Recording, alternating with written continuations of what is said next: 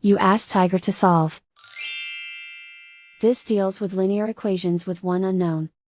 The final result is x equals 3. Let's solve it step by step.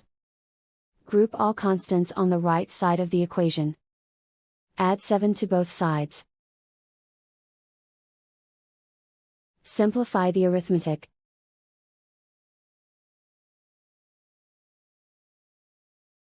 Isolate the x.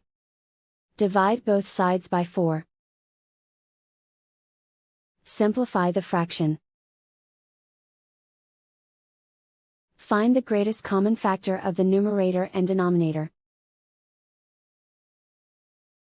Factor out and cancel the greatest common factor. And so the final result is x equals 3.